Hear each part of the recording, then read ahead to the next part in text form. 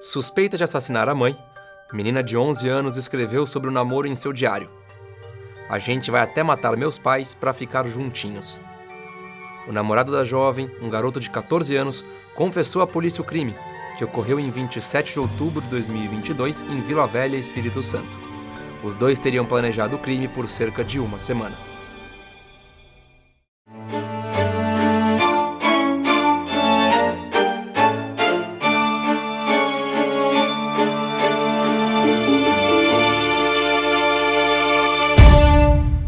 Olá, sejam todos muito bem-vindos ao Investigação Criminal. Eu sou Carla Albuquerque, estou hoje aqui com o Dr. Marcelo Nolasco, que é responsável pela investigação desse triste caso que envolve 2 menores na região ali do Espírito Santo, em Vila Velha. Eles, infelizmente, combinaram a morte dos pais para que pudessem viver um romance. Mas quem vai explicar isso melhor para a gente é o delegado que está conduzindo as investigações, o inquérito. Doutor Marcelo, seja muito bem-vindo. Obrigado, Carla. Um abraço para você e para os ouvintes do canal. Então, só para explicar para as pessoas como a gente trata aqui de 2 menores, pelo Estatuto da Criança e do Adolescente, esses 2 menores têm a sua identidade protegida. Nós não podemos colocar o nome dessas pessoas e nós estamos aqui para cumprir e respeitar as leis.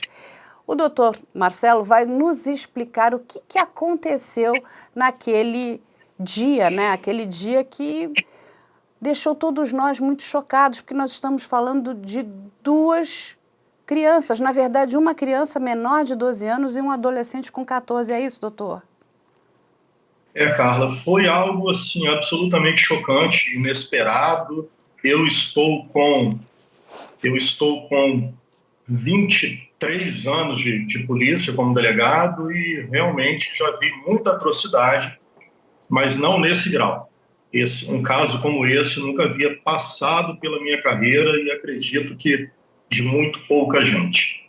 O Estatuto da Criança e do Adolescente, ele determina que a pessoa com até 12 anos incompletos, ou seja, com até 11 anos, é criança. E de 12 anos completos a 18 anos incompletos, ou seja, 17, é um adolescente. Ao adolescente, a justiça, o juiz da infância, pode impor medidas socioeducativas, que a mais grave delas é a internação por um período de até 3 anos. Para a criança, a única coisa que se impõe são medidas protetivas, que visam a proteger essa criança de atos que ela sofra, seja por conta do Estado, dos pais, de terceiros ou dela mesma, que é o caso que a gente viu agora. Nós temos uma criança que agora não tem mais mãe, não tem mais casa, não tem mais família, por uma atitude dela mesma. Exatamente, doutor. E aí, o que o senhor pode nos contar, né? Porque as informações que nós recebemos é que eles teriam planejado esse homicídio porque gostariam de ter um romance. Uma criança tão pequena de 11 anos, né? Porque a gente está falando 11 anos, gente, enfim, ela ainda não chegou nem na puberdade muitas vezes. Ou seja, nem na puberdade. E aí planejando algo tão terrível e convencendo um menino, pelo que eu entendi, eles tinham um namorico, é isso? Eles se conheciam na escola. O que o senhor pode nos contar, doutor Marcelo? Carla, veja só, como eu disse, esse caso ele está assim incompreensível da gente entender o que levou a isso, qual é o mecanismo psicológico para isso. Primeiro, a menina é uma criancinha. Eu fui delegado de proteção à criança e adolescente por mais de 4 anos aqui no Espírito Santo.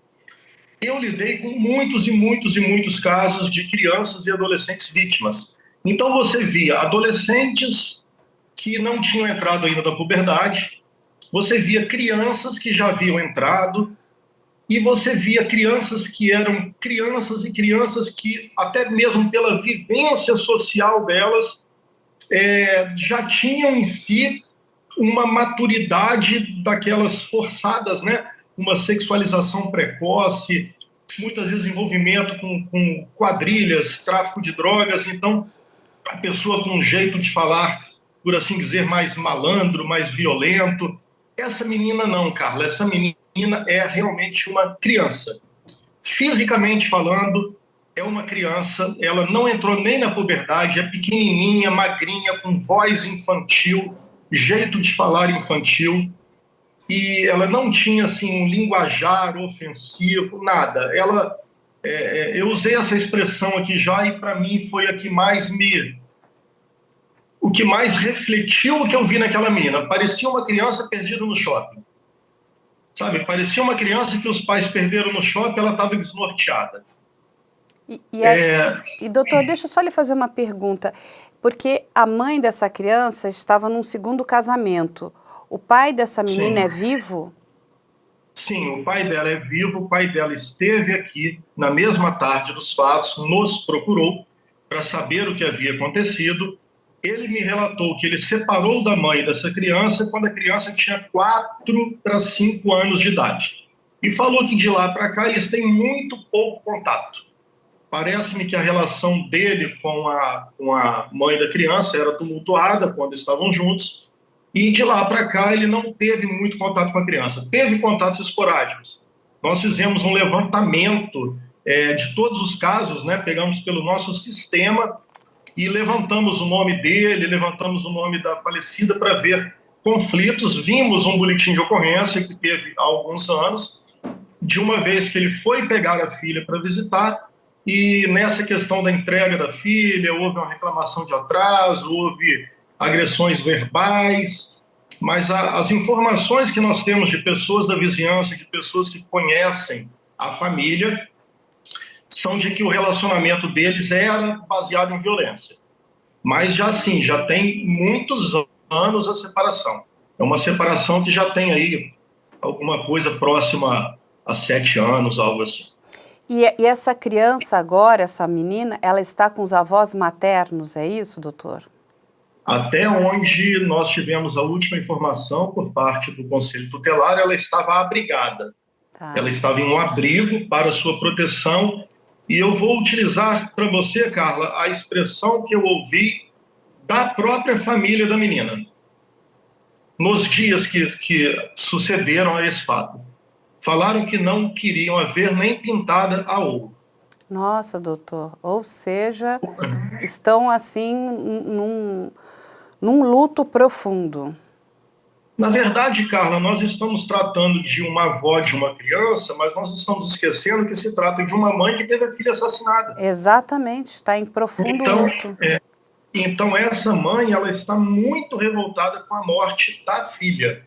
E por tudo que a gente ouviu, por tudo que a gente procurou levantar, era uma mulher correta, uma pessoa trabalhadora, sem qualquer envolvimento com nada errado.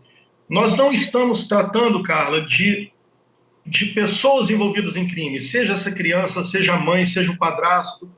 Nós estamos tratando de uma família de classe média, média-baixa, normal, residente aqui no centro do município, com um histórico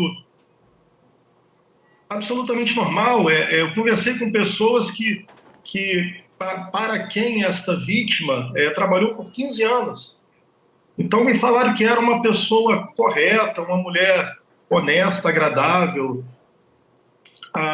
O que nós temos da autuação em flagrante são informações de que esta mãe proibiria, não gostaria do namoro da filha de 11 anos com esse garoto de 14. Mas ouvindo pessoas próximas, ela podia até não gostar, o que é normal. Sim, se você tem uma criança de 11 anos, é natural que você não queira que ela namore neste momento, porque ela não tem a menor maturidade. Exatamente. Então essa é uma preocupação natural de mãe, mas ela não impedia. Nós temos relatos até de que essa mãe levou os dois para tomar sorvete, para comer uns churros. Então, sabe, nada. É claro que o impedimento não justificaria uma atrocidade dessa, mas pelo que a gente levantou, nem esse impedimento ao namoro existiria. E doutor, vocês chegaram a conversar com a escola ou com vizinhos para entender o comportamento dessa menina? Se ela já apresentava alguma atitude mais violenta? ou ainda está na investigação? Carla, veja só, nós tivemos uma situação flagrancial. Como eu te expliquei, eu sou o chefe da delegacia regional. Esse caso foi apreciado por uma equipe que estava de serviço na madrugada e eu cheguei logo cedo na delegacia e me deparei com esse caso bárbaro. Minha primeira atitude foi ver como estava a criança, porque, né, como você mesmo falou, ela é uma criança, a ela não cabe responsabilização qualquer, a não ser medidas protetivas. Então eu fui ver como ela estava, se havia sido dada alimentação a ela, se ela estava confortável. Ela me relatou que havia sido dado lanche a ela, café, ela estava bem. Mas não tínhamos assim muitas informações por ser uma situação flagrancial. Eu tive uma primeira impressão. E a impressão que eu tive é que era uma criancinha assustada. Uma policial ficou com ela o tempo todo acompanhando. Essa policial se afastou por pouquíssimos minutos para ir até a cozinha, beber uma água, e então essa criança pediu a mim que a policial voltasse logo porque ela estava se sentindo sozinha. Então, assim, é algo... Não parecia, Carla, que eu estava conversando com uma pessoa que havia acabado de assassinar a mãe. É algo assim surreal. Não, eu não consigo nem te explicar. Eu estava diante de uma criança com voz de criança, com aparência de criança, falando como criança, e parecia que aquilo ali não fazia parte da realidade.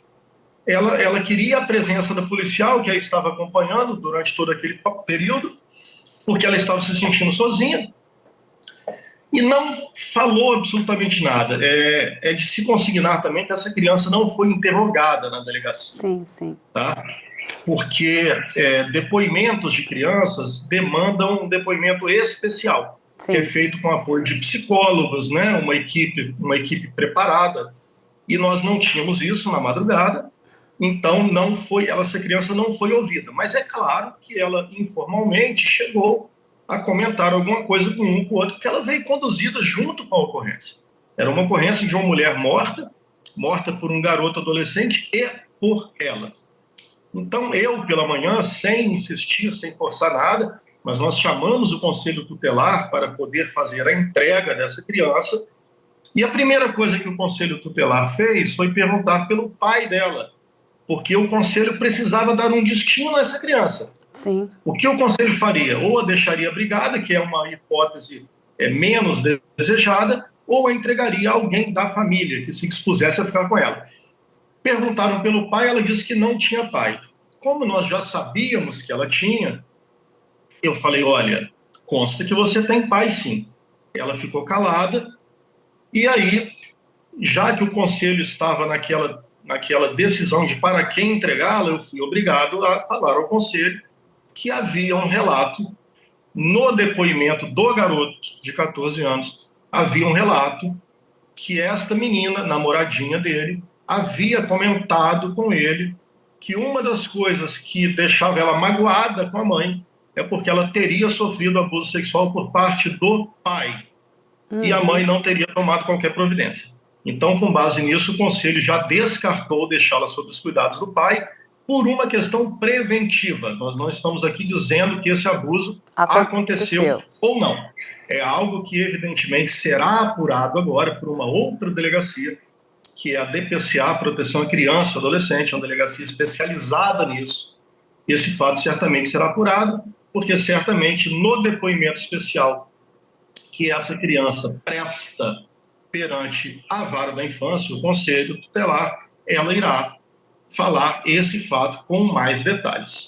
Exatamente, isso é muito importante o que o senhor falou, explicar para as pessoas que essa é uma informação que foi passada, né, pelo rapaz, o adolescente, mas que precisa ser verificada, para que, inclusive, vocês verifiquem a veracidade dessa informação, né? Não basta só uma fala, né, doutor? A gente precisa também verificar a informação. Mas deixa eu lhe fazer uma outra pergunta. Ela tem noção do que aconteceu? Ela entende que a mãe dela foi morta? Veja bem, Carla, como eu disse, eu tive uma conversa rápida com essa adolescente pela manhã. mas não foi uma conversa para interrogá-la. Eu nem poderia fazer isso. A gente não tinha essa condição de uma oitiva própria dela. A conversa que eu tive com ela foi em proteção, ver se ela estava bem cuidada, e na hora de entregá-la ao Conselho Tutelar.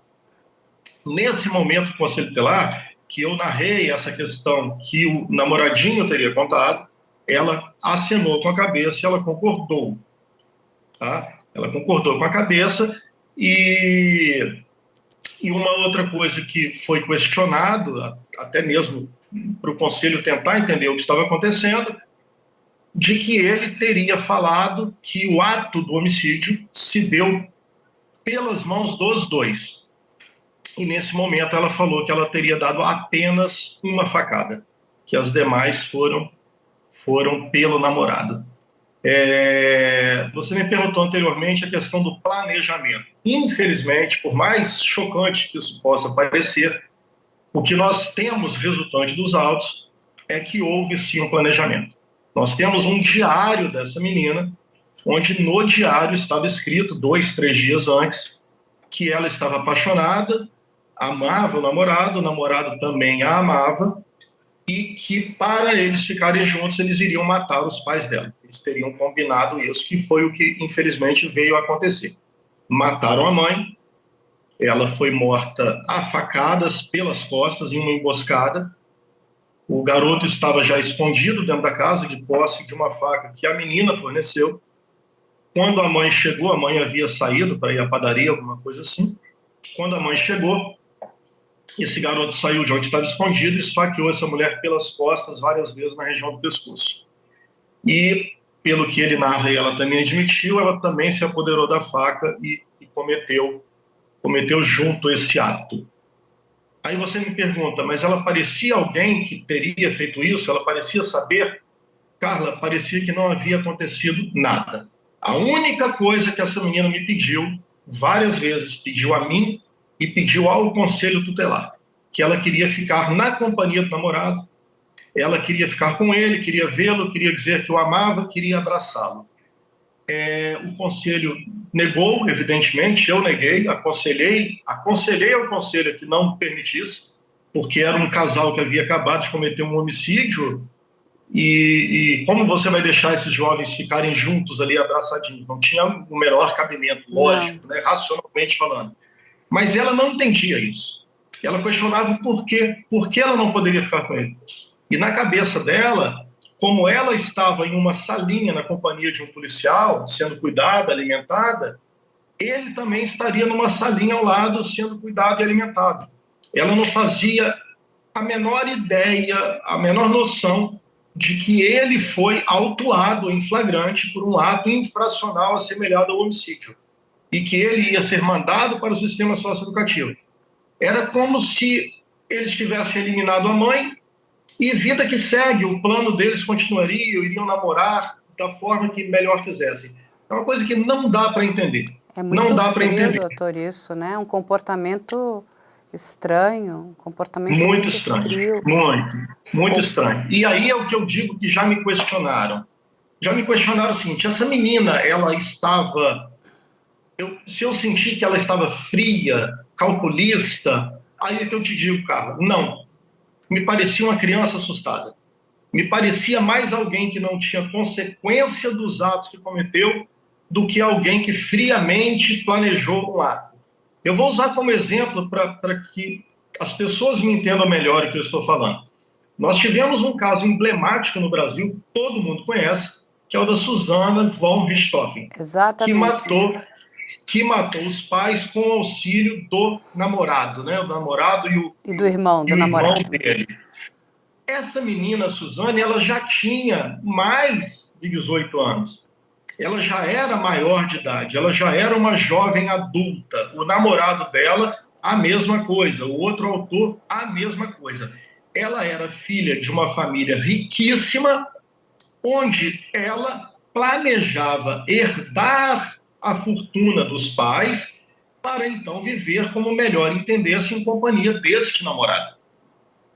São situações completamente diferentes. O garoto, ao ser interrogado, ele falou que eles não tinham plano nenhum. Absolutamente nenhum. Eles não tinham plano de fuga, nada. Era apenas eliminar a mãe. E ele fez isso a pedido da menina, que me parece também um outro garoto, já adolescente, mas sem a menor noção do que acontecia. E te digo mais, Carla, nós ouvimos vizinhos, ouvimos familiares desse garoto. Um garoto absolutamente sem qualquer envolvimento em crimes, em atos infracionais, em nada. Era um garoto que todo mundo disse que não esperava isso dele jamais. Era um garoto calmo. Era um garoto tranquilo. Era um garoto tranquilo, um garoto educado. Não dá para entender. Honestamente falando, não dá para entender. Eu não tenho como explicar isso e eu acho muito difícil até que algum psicólogo ou psicóloga, algum psiquiatra consiga explicar. Talvez o tempo nos diga mais coisas, mas pelo menos até o presente momento é algo inexplicável o que aconteceu. Agora, quase que inacreditável. Eu é porque presenciei. Senão ficaria difícil acreditar até num caso desse. Já conhece a loja do canal Operação Policial? O único lugar onde você encontra os produtos oficiais com as marcas das nossas séries. Temos canecas, cadernos de diferentes tipos e tamanhos, canetas e muito mais. Não vai esperar para começar a sua coleção, vai? doutor, agora eles também tentaram matar o padrasto. Ou seja, o crime era uma emboscada para a mãe e para o padrasto, ou o padrasto chegou na hora errada? O crime era só para a mãe? Não, o crime realmente era para os dois. No diário dela, ela fala: nós iremos matar os meus pais para ficarmos juntos. Então, esse meus pais foi num sentido extensivo ao padrasto dela, com quem ela habitava, ela, a mãe e o padrasto. Então, eles mataram a mãe, que foi a que chegou primeiro, que havia saído para fazer alguma coisa na rua. Ela foi emboscada, morta pelas costas. Nisso, a casa ficou completamente banhada de sangue, pegadas de sangue pela casa, a mãe morta, a mãe morta ali no chão, ensanguentada. Eles, então, procuraram ajeitar a cena do crime, procuraram limpar aquele excesso de sangue e ficaram aguardando o padrasto chegar do serviço. Quando ele chegou do serviço, ele também foi vítima de uma emboscada. Só que ele chegou a desconfiar porque quando ele foi abrir a porta, havia uma cadeira escorada por trás da porta, exatamente para que avisasse a eles quando da chegada. Ele entrou, foi entrando pela casa, foi olhando, viu que havia sangue pela casa, achou aquilo estranho e se deparou com a menina no corredor. No que ele se deparou com a menina, imediatamente então ele já foi atingido na cabeça por uma forte pancada de um taco de beisebol utilizado pelo rapaz, e em seguida essa pancada forte, onde ele ficou desnorteado, por pouco não desmaiou. Ele foi alvo de diversas facadas também, dadas pelo namorado desta criança. Ele reagiu, ele correu, se defendeu, machucou ainda um pouco o garoto e por pouco não morreu, mas ficou muito lesionado, principalmente na região da cabeça.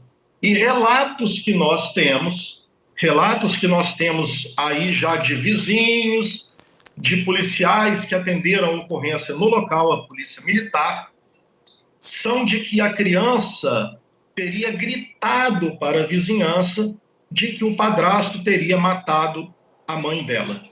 E com base nisso, Carla, nós já tivemos aí, segundo os autos, uma segunda situação, onde esse homem quase veio a ser linchado pela vizinhança.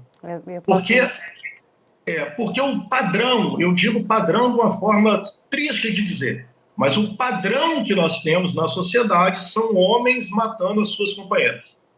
Infelizmente, nós vemos muitos homens, namorados, ex-namorados, maridos, ex-maridos, que matam a companheira por não aceitarem a separação, por possessividade. Violência doméstica. Então, assim, quem imaginaria que aquela criança de 11 anos, com um outro garoto, teria matado uma mulher? Ninguém, isso não passaria na cabeça de ninguém. 100% o pensamento era que o casal tivesse tido um desentendimento e então ele tivesse matado a mulher. Esse homem, por pouco, não veio a ser linchado. Eu imagino, a gente tem um caso aqui em São Paulo, doutor, que aconteceu ali na região do Guarujá. Ele virou até base para essa nova novela aí da TV Globo, que conta exatamente, né, como uma fake news, né, matou uma mulher foi linchada por conta de mentiras, né? Não que ali, nesse caso, tivesse ocorrido uma fake news, mas é o que o senhor falou, a vizinhança muito revoltada, né? Ninguém poderia imaginar que uma criança e um adolescente tivessem tramado a morte de seus pais.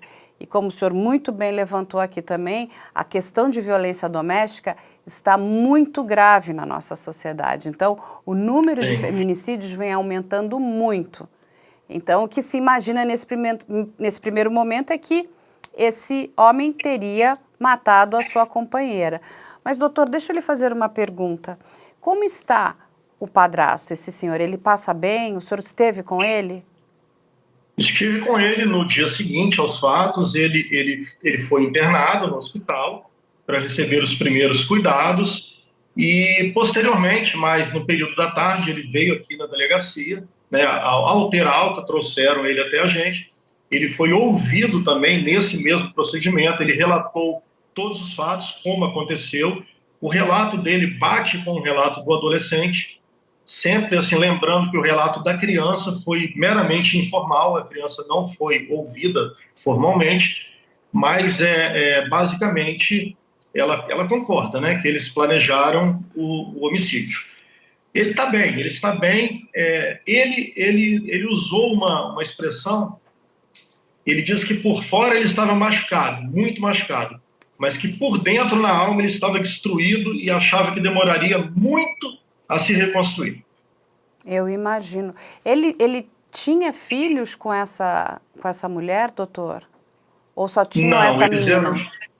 Eles eram um casal juntos há 2 anos e meio. Eu ouvi uma pessoa próxima à família que conheceu tanto o ex-marido quanto esse atual, né? Eu ouvi patrões da vítima, da mulher que foi assassinada. E o que me passaram é que o relacionamento anterior dela era muito tumultuado, era violento, mas que com esse atual, não. Com esse atual era um relacionamento pacífico. Falaram que esse atual companheiro era uma boa pessoa, um homem trabalhador, e, pelo visto, tratava essa menina como, aparentemente, tratava ela como uma filha. Tanto que ela era muito novinha, né? Se ela tem 11 anos agora, ele está há mais de 2 anos e meio com a mãe, ele a conheceu com 8 anos, alguma coisa assim, né? E ele chegou a contar para o senhor como era essa menina? Porque ele também deve ter ficado estupefato. Olha, eu não tenho muitos detalhes, Carla, mas assim, aparentemente era uma criança normal. Dizem que ela questionava muito a mãe, ela não estava com um relacionamento pacífico com a mãe nos últimos tempos, mas assim, nada que fuja desta pré-adolescência ou início de adolescência que a gente vê em muitas famílias. Aquela revolta, né? Aquela coisa de não querer seguir as regras. O que foi colocado no depoimento desse garoto, que ele ouviu da menina, como justificativa para o homicídio, é que ela reclamava da mãe, acredite se quiser, Carla, reclamava que a mãe a fazia escovar os dentes, que a mãe às vezes mandava ela arrumar a cama, sabe, ou lavar o copo que bebeu, e assim, coisas absolutamente triviais. Exatamente. Sabe, essa coisa que a mãe dela mandava ela escovar os dentes. Ou seja, sabe assim, então você vê que a mãe era uma mãe cuidadora. Zelosa. E essa questão da proibição do namoro, a gente ouviu de mais de uma pessoa, que não existia isso. É claro que a mãe não estava, né, concordando, gostando da filha de 9 anos de 11 anos está namorando, nenhum pai ou mãe gostaria, mas ela não proibia, ela estava fazendo até uma atitude inteligente. Ela buscava acompanhar a saída das filhas com esse rapazinho, né, levava junto, acompanhava. E foi um casalzinho que se conheceu na escola. Eles estudavam juntos. Então, nós não estamos falando assim de envolvimento, de tráfico de drogas, de nada disso. Era um casal, eram praticamente, como você disse, quase que duas crianças, né? Uma Sim. criança, tecnicamente falando, e o outro quase uma criança. Duas Se crianças. conheceram na escola, num namorinho de crianças, e me surge algo que a gente não vê nem em filme de Hollywood. Não, a gente diz aqui, né, que a realidade ela supera a ficção sempre. Porque se você escrevesse isso numa ficção, as pessoas iriam dizer, mas que exagero. Não, uma criança de 11 anos não vai planejar o assassinato dos seus pais para ter um romance, um namorico ou coisa parecida. Porque uma criança de 11 anos não sabe nem o que é namorar, né? Ela ainda vai aprender lá na frente, ela precisa aí de muita estrada, né? E como o senhor muito bem disse, e as pessoas ali reforçaram durante a sua investigação, não é que a mãe proibia, a mãe estava ali para orientar, isso é parte do trabalho dos pais, é a questão da educação, né? Porque se você diz sim para tudo, que adultos nós vamos estar criando, né? Porque a vida vai dar muitos nãos na nossa cara, né? É o que a gente mais vai receber é não. Então, se você não sabe nem lidar com esses primeiros nãos, que são nãos educacionais, né?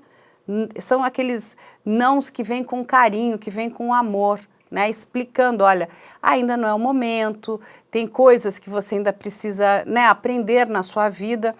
Mas eu não consigo entender também, eu acho que nós vamos ter aí que conversar muito com psicólogos, com psiquiatras forenses, para tentar entender o que leva uma criança tão pequena a desejar a morte da sua mãe de forma tão cruel, para poder viver um romance que podia ser que daqui 2 semanas ela perdesse inclusive o interesse por esse menino, porque... Absolutamente o que eu ia falar agora.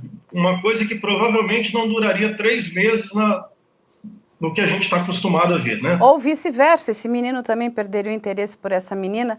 Mas, doutor, o senhor chegou a conversar com o adolescente também, o menino, é isso?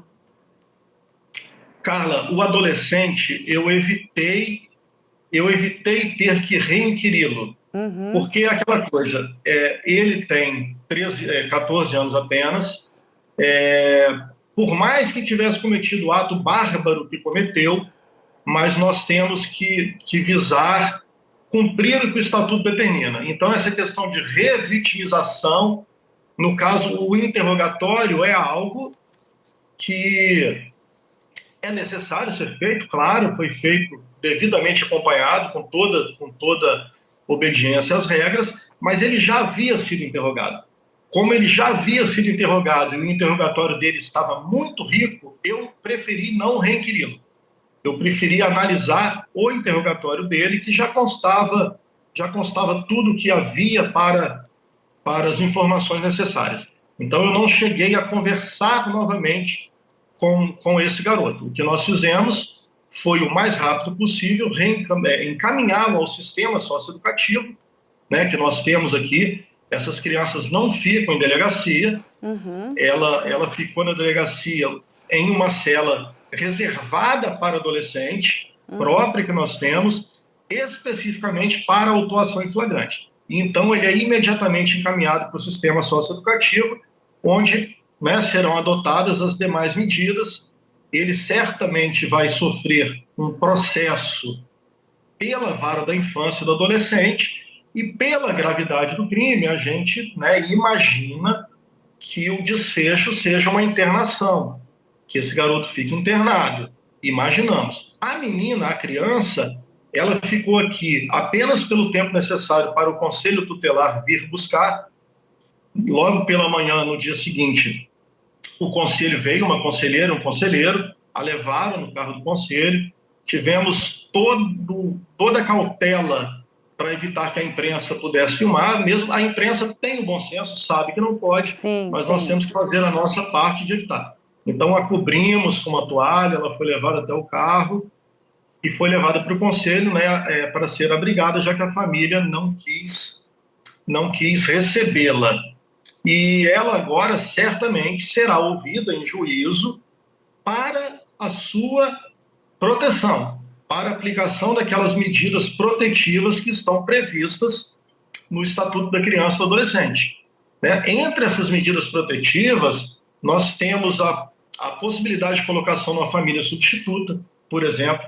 Nós temos o abrigamento dessa menina, não é aquele abrigo onde você vai dizer que ela vai para uma instituição socioeducativa, não. É um abrigo para crianças que estejam em situação de vulnerabilidade. E acompanhamento psicológico, com certeza, né?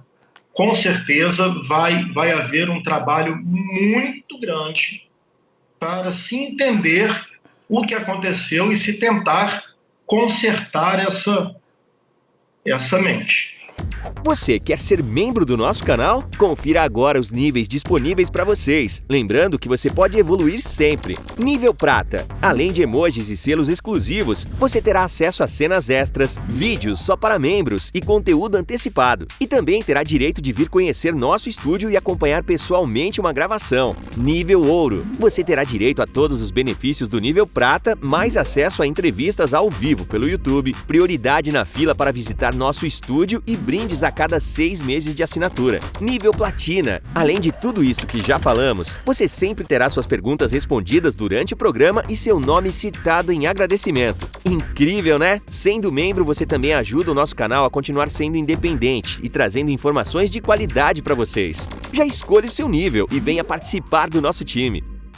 Agora, doutor, quando o senhor analisou o interrogatório desse adolescente, ele explica qual foi a motivação dele ter aceitado esse plano aí tão macabro? Eu não sei nem se teria como explicar. O que ele narrou foi que eles estavam namorando, né, recentemente, era um namoro recente, coisa de 2 meses e alguma coisa, se conheceram na escola, e que ela pediu a ele, coisa de 1 semana atrás, ela havia pedido a ele para que ele a ajudasse a matarem os pais dela, no caso mãe e padrasto, para que eles pudessem ficar juntos. E ele então aceitou a ideia. Assim, algo simples e banal. O que eu já falei, repito, é uma matemática que não bate, cara. É uma lógica que não bate. Porque se você pensar qualquer pessoa, imagine que um casal de namorados mate a mãe. E no dia seguinte, não param para pensar horas adiante? Exatamente. Como é que vai viver? Não, quem vai criar essa criança no dia seguinte? Exatamente, como é que vai viver? Como é que vai pagar conta? Como é que vai explicar para a sociedade? Porque é um crime de homicídio. Eles podem ser muito pequenos e são muito jovens, mas eles têm consciência do que é a morte. Eu acredito que sim. Nessa idade, eu também acredito que sim. O que talvez não tenham seja a ideia da consequência do que fizeram. Me perguntaram, e não foi uma vez só, me perguntaram se eu achava que ela era uma pessoa fria, calculista, que planejou. Não me pareceu. Me pareceu muito mais um ato impensado. Agora, podemos imaginar outras coisas? Podemos. Esse relato de que ela teria gritado para a vizinhança que o assassino era o padrasto dela, se esse assassino viesse a ser eliminado, talvez na cabeça desse casalzinho eles pudessem sair como vítimas e que esse padrasto pudesse ser considerado o autor, eles dizendo que interferiram na morte da mãe e por isso se lesionaram, e que o autor do crime teria sido o pai, talvez algo que não se sustentasse por uma perícia mais bem feita. Mas é uma linha de raciocínio. Não podemos descartar. Mas aí é uma linha de raciocínio, né, doutor Marcelo, muito bem elaborada, né? E o senhor, como delegado de polícia, o senhor, né, me diga se eu estou errado ou não, eu acredito que não exista crime perfeito. O que existe é crime mal investigado. Mas tendo uma polícia, né, com a capacidade, né, dos policiais que o senhor está me dizendo aí, que trabalharam durante essa investigação, dificilmente essa tese que passou na cabeça desses dois adolescentes, ela uma criança, ela não se sustentaria, inclusive porque ela escreve um diário, né? A pessoa, ela de próprio punho, ela escreve o desejo dela, ou seja, rapidamente, é o que o senhor falou, os investigadores achariam esse material, esse caderno, né, essas anotações, exatamente. Como acharam imediatamente. E aí, eles sendo confrontados, eles acabariam, né, porque eles não são criminosos com uma maturidade criminal, né, já vamos dizer, super elevada, né, que teriam mecanismos, né, suficientes para tentar conseguir enganar a polícia, né.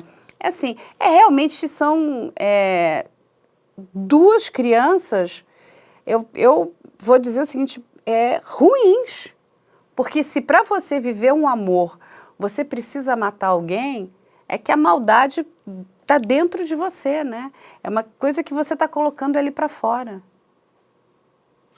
Carla, do que você falou que a coisa não se sustentaria, né? Não sustentaria. Os policiais militares que foram atender a ocorrência, num primeiro momento, achavam que estariam indo atender um feminicídio. Mas, assim, com pouquíssimo tempo lá dentro, vendo a cena, conversando com o garoto, ele imediatamente já falou tudo o que aconteceu. Eles imediatamente já acharam o diário dela, já viram que a menina estava banhada em sangue também. Então, assim, não era... É difícil a gente pensar que fosse um plano maligno, minuciosamente arquitetado por dois gênios do mal. Sabe? Muito, muito difícil. É uma coisa que não durou meia hora. A suspeita de que fosse a autoria por parte do padrasto não durou meia hora. O padrasto deu o depoimento dele estava totalmente de acordo com tudo, e o garoto admitiu, a menina admitiu, o diário era claro. Sabe? Então é por isso que eu falo, isso aí, como você falou, um psicólogo forense, é algo a demandar uma nova investigação para entender o que aconteceu. Uma coisa muito de antropologia, né? Da gente entender o que leva uma criança a matar a própria mãe. O desejo, né, doutor? E deixa eu lhe fazer uma pergunta, doutor. E a família desse adolescente? Os pais devem estar destruídos também.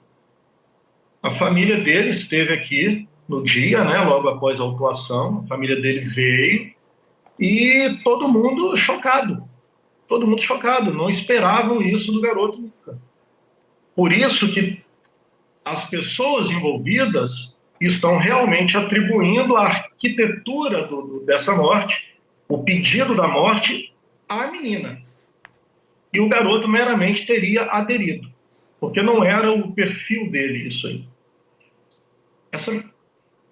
Essa menina, Carla, pelo que a gente levantou, ela foi criada pela mãe, né, até um certo momento com aquele pai, quando ela tinha 4 para 5 anos, e a mãe. Quando a mãe dela separou-se deste primeiro marido, ela e a filha foram morar com os avós maternos. Então, assim, a convivência de família dessa criança, durante a maior parte da vida dela, foi com os avós paternos e a mãe. Doutor, infelizmente está na mão de vocês um caso aí muito triste, muito... a gente fica procurando, né, palavras para tentar explicar tudo isso. Mas eu vou lhe dizer que quando eu recebi essa notícia, eu fiquei estupefata.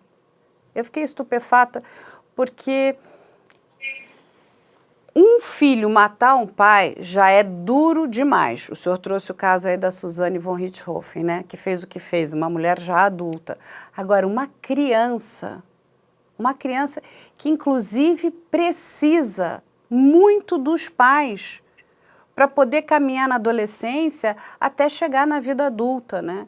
Quando a gente vê a quantidade de crianças que não têm os seus pais, por vários motivos, porque perderam os pais por alguma determinada doença ou um acidente, e a dor, né, que essas crianças sentem, porque a figura da mãe é extremamente importante, principalmente uma mãe zelosa, uma mãe querida, né? Assim, é muito difícil de entender tudo que essas duas crianças fizeram. É muito, muito difícil.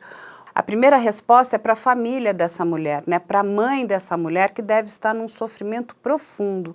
Até porque quando ela entendeu que quem matou a sua filha foi a sua neta, isso é uma dor muito grande. Nós estamos aqui vivendo um outro caso desses aqui em São Paulo, que vai a julgamento, que é o da família Gonçalves, que a filha mata o pai, a mãe, o irmão e ainda, né, tenta inventar, né, que aquilo tinha sido um assalto, um latrocínio, carbonizam os corpos. Eles vão a julgamento agora no meio de novembro. Mas é uma outra atrocidade. Agora, imagina essa mulher, né, essa senhora, deve estar sofrendo muito, muito, muito. Mas como a gente já tinha dito aqui, a outra resposta é para a sociedade, né? Porque a sociedade fica assim, aonde estamos errando, né? Por que uma criança tem esse desejo? E o pior não é só ter o desejo, mas é praticar esse desejo, né? É ir até as vias de fato, é pegar uma faca, que é uma arma branca, né, que é porque é um crime com muito ódio, é muito brutal você esfaquear uma pessoa. Não é fácil você cometer esse tipo de crime. Né? A gente que, né, até quando a gente vai estar trabalhando, fazendo algum alimento na cozinha, cortar uma carne demanda, né, porque a carne tem uma certa resistência. Duas crianças se envolverem numa cena que é, no mínimo, macabra, né? Isso não vai sair nunca da cabeça deles dois. É impossível. Também acredito. Também acredito. Carla, no momento que o Conselho Tutelar foi levá-la, né, querendo saber o que ia fazer dela, ela falou assim, eu quero ir para a casa da minha avó. Mas ela queria ir para a casa da avó porque fica do ladinho da casa onde ela morava, poucos metros, e na cabeça dela o namoradinho também seria liberado e eles iam passar a namorar, ela morando com a avó. Ela morando com a avó, eles iam continuar o namoro normalmente. Por isso que eu falo, é algo assim inconcebível de uma forma racional a gente pensar o que se passou na cabeça daquela criança e daquele adolescente. É inconcebível. Doutor Marcelo Nolasco, eu agradeço muito. Gostaria de lhe perguntar, tem alguma coisa que o senhor gostaria de falar mais? Alguma coisa que eu não lhe perguntei? Carla, não. Por uma coincidência grande, eu li um artigo hoje publicado por um jurista aqui do Espírito Santo, um desembargador, e ele estava colocando dados recentemente divulgados de diversos países altamente civilizados, como Japão, Alemanha, Inglaterra, onde está sendo constatado uma violência cada vez maior praticada por alunos contra professores. E o que está sendo constatado por esses estudos aí é que isso está se devendo muito ao modelo de sociedade que a gente está vivendo hoje, com crianças criadas assim na frente do computador, sem muito contato com os pais, sem almoçarem juntos à mesa, sem saírem, ou seja, os pais estão alimentando os filhos, trabalhando, se dedicando, mas a mãe trabalha fora, o pai trabalha fora, essa criança fica grande parte do tempo na escola e o resto no computador.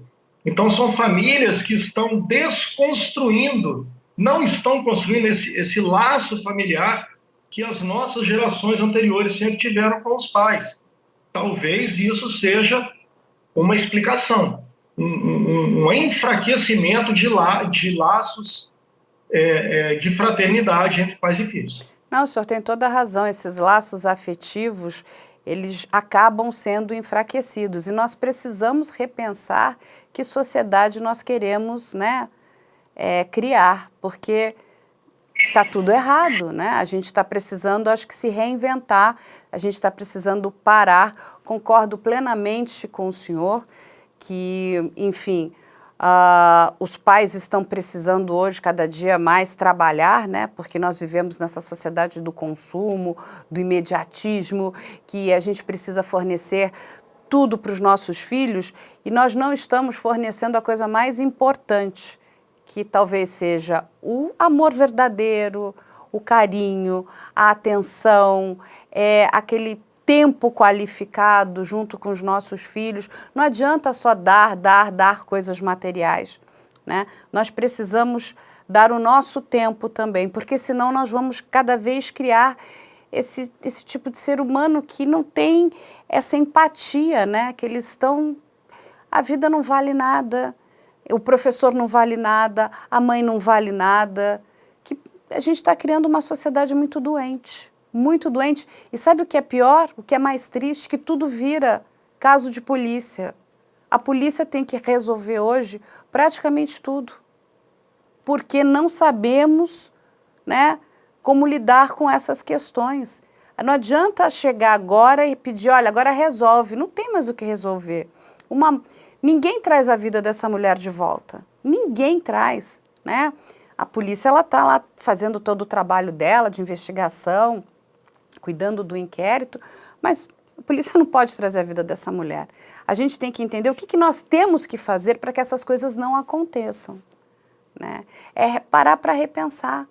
Temos que entender, eu acho que a gente está sempre correndo, e aí quando chega lá na frente fala, mas e aí? Deu tudo errado. E está dando, é o que o senhor falou, o número de violência contra os professores vem aumentando sim. E tem aumentado aqui no nosso país também. A gente precisa muito repensar a nossa sociedade. Eu concordo 100% com o senhor. Eu digo que o trabalho que nós fazemos aqui no canal é um alerta. As pessoas, os pais, os professores, os familiares, nós como membros da sociedade precisamos repensar como desejamos que nós, né, venhamos a evoluir, porque está tudo errado. Uma criança matar a mãe não está certo. Um filho, uma filha matar um pai está errado. Do mesmo jeito que um pai matar um filho está errado, né? Nós precisamos repensar a nossa sociedade. Doutor Marcelo, eu lhe agradeço muito pela sua entrevista, muito obrigada. Eu sei aí que o senhor vai ter aí um tempo aí difícil ainda pela frente, né? Até fechar esse inquérito tão duro, tão triste, né? Porque, inclusive, eu disse, né? Essa imagem do que eles fizeram não vai sair da cabeça deles, mas também não sai da cabeça dos policiais. Porque policial nenhum quer ter que lidar com isso. Isso é muito triste. Mas parabéns pelo seu trabalho, pelo trabalho da sua equipe. E ficamos aqui de portas abertas também. Se a gente puder ajudar de alguma forma, pode contar sempre conosco aqui, com o nosso canal. Muito obrigada e uma ótima semana de trabalho para o senhor, doutor Marcelo. Igualmente para nós todos. Gente, nós conversamos hoje com o doutor Marcelo Nolasco, que está cuidando ainda da investigação desse caso, que envolve 2 menores de idade. Nós vamos estar passando aqui informações para vocês assim que os fatos forem sendo esclarecidos. Muito obrigada a todos e nos vemos na próxima semana.